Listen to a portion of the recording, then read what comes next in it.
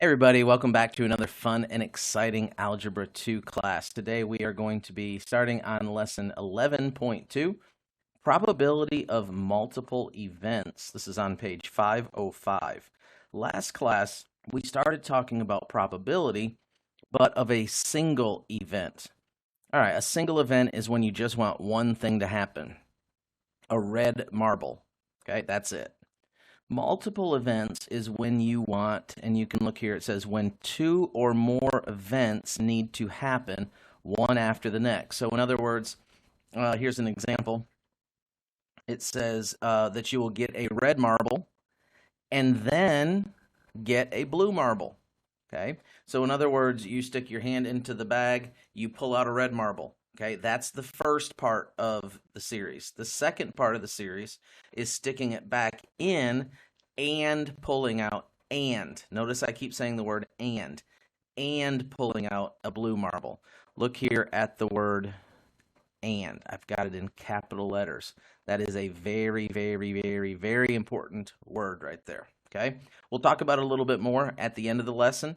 In the last lesson, when we talked about single events, remember we kept saying the word or. We'd say, okay, this happens or this happens.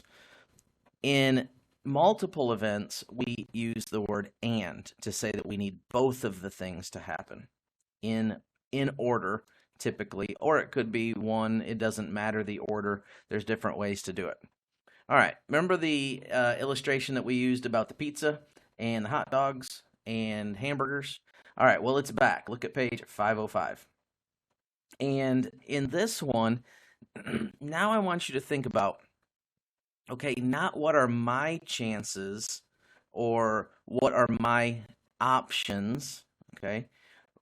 I want you to think about now, what is the probability, what are the chances that someone picks, and then you pick whatever it is. Okay, so the one that I have down here on the screen is pizza and French fries. What are the chances somebody picks pizza and French fries? So I just want you to think about that. We're not going to solve that right now, but I want you to think about it. It is in the book if you want to take a look at it, and then we'll come back to that in just a second. All right, this is what's called an independent event. Events that do not influence the second outcome. For example, the choice of chicken, pizza, hot dog, hamburger doesn't affect the second choice of coleslaw, French fries, or apple slices. So they're not connected. It doesn't affect. There's no effect one to the other. These are independent events. Now, if you think about it, there's two different ways to handle independent events. One of them is with replacement. Let's go back to the idea of the marbles, okay? So we have the bag of marbles, and there are a group of red marbles in the bag. There's a group of blue marbles in the bag, and there's a group of yellow marbles in the bag. With replacement means, okay, say I want a red and then a blue. So if you stick your hand in and you pull out a red, okay, yay, I got a red one. That's what I wanted. You put it back in. Okay, you put it back in before the next event. What's the next event? A blue marble. Okay, so you put the red one back in. Without replacement, when you pull out the red marble, you leave it out and you say, okay, I'm going to put it over here. Okay, now that changes the amount of marbles that are in the bag because you have one of the marbles that are out. So that changes the total. So these are different ways of doing independent events. One of them you can have replacement where you put it back. One of them is without replacement where you leave it out. So once you pick it, it's out. So there's just different ways to look at this. All right, so let's start with replacement. Let's say that we take the red marble out and then we put it back in before the next turn. This is called independent events. With independent events, here is the formula that you're going to want to use. Remember, I kept using the word and, okay? So if the question says, what is the probability of A, whatever A is, red marble is A, and blue marble B? What is the possibility of a red and blue? And here's what you would do. You would say, okay, probability of A times the probability of B. Probability of A times the probability of B. That's a pretty simple formula right there, okay? Just a multiplication problem. All right, let's go ahead and look at this example. There are 8 marbles in the bag, 4 red, 3 blue, and 1 yellow. What is the probability of selecting 2 blue marbles in a row with replacement? Okay, so this is the independent event with replacement right here, okay? So you could write that with replacement. All right, so what do we have to do? We have to say, we just follow this formula right here, okay? So probability of A, what's the probability of A? Well, we have 3 blue marbles, so the probability is 3 over, how many total marbles are in the bag? There's 8, 3 over 8, times 3 over 8, because look, we put the marble back in, and we do it again. We want another blue marble to come out, so 3 over 8 again. Now we multiply that probability, and we would get 9 over 64. Now you would reduce that if it's possible to reduce. In this case, this one is not possible to reduce, so you just get 9 over 64. You could also turn that into a decimal if you want. We could use this bacon, which is approximately 0.141 is the approximate value, or 14%. We could change it into a decimal as well, 14%. Any way that you want to write that. In my opinion, 14% is the best way to go. That's the easiest way to understand. If somebody says there's a 9 in 64 chance, it's a little bit hard to quantify that in your mind. But if somebody says there's a 14% chance, then it makes a little bit more sense. Okay? That is with replacement. That formula right there is with replacement. Okay, now dependent events. And so this would be without replacement, okay? Dependent events of the probability of A and B happening, so we're back to that same thing. No difference between these two so far. Probability of A and B happening, probability of A and B happening, equals the probability of A times, put a dot in there, times, now this is where there's a little bit of a change, the probability of B with a line A. Wait a second, what's that? That's not absolute value. That's, here's what they're saying. They're saying the probability of B with the replacement. This is where the replacement comes in, and I'll show you what I mean by that, okay? So let's look at this problem. There are 12 marbles in a bag. 7 of them are red, 3 of them are blue, and 2 of them are yellow. What is the probability of selecting 2 consecutive blue marbles? So we're back to the blue marbles. We need 2 consecutive. That means in a row. So in other words, we can't pick out like a blue and a red and then a blue. That doesn't work. It has to be 2 in a row. It has to be blue and blue without replacement. Okay?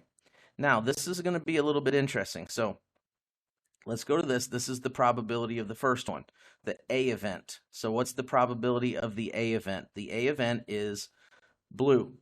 So there's 3. How many total? 12. 3 over 12. We've been doing that. We know how to do that one. Okay? Times this. What is this? What do we need to do with probability of B line A? All right. Well, watch what happens. If I get a blue one, I take the blue one out of the bag. So let's say, here's our marbles in this bag, and I know I don't have enough marbles. But if I pick this one right here, well, what happens is I take that marble out of the bag. I remove it from the bag, so it's gone. It's not in the bag anymore. Okay? So let's do that. Let's look at what happens if I take one out. So in my next one, what do I have? How many total marbles? You say 12. No, that's wrong. I took a marble out. So how many total marbles do I have now? I have 11 total marbles. Now, how many blue marbles are there? You say 3. No. I took one of the blue marbles out. The blue marble is outside. So how many blue marbles are left? There are 2 blue marbles left. And so this is what that means when it says B and then this line A. What is that line A? That's the removal of the A probability, because the A probability happened, so we remove it, because that's what we're doing. We're not replacing it. We're removing it. We're taking it out. All right, so now you just multiply those two things together. It gets a little bit more challenging because they're not common denominators and things, but it's not bad in multiplication. And we would get 6 over 121. 6 over 121. Again, if you give me this, 6 over 21, I don't love it. Well, there's really 2 reasons here. Number 1, you can reduce this. It's easier to reduce right here probably, and so you just cross-reduce. You could cross-reduce here, 1, and that's a 6. Cross, up and down reduce right here, 2, 1, 2. 1 times 1 is 1 over 22. You could also just divide 6 into both of these and get the same thing. So it depends where you want to reduce, but you do have to reduce. So if you give me a fraction, that's the fraction. Don't give me the unreduced fraction. I don't want the unreduced fraction, okay? I want this one. Then what you can do, and really, if you're going to give me a decimal, you can just do your decimal from there. You don't even have to reduce it. You can just divide it out from right there. But you are going to get your Bacon sign for approximately, and it's going to be 0.045. Then if you move your decimal 2 spots because you want to do percent, you would get 4.5%. So the chances of pulling out 2 blue marbles in a row are only 4.5%. You can see how quickly your chances go down the more things that you add. What about a third? What about a fourth? Okay, so let's talk about the lottery for a minute. I'm not a fan of the lottery, okay? I think that it is a good way to rip you off. It's a good way to steal your money. So what they're doing is they make you do like 5 numbers in a row.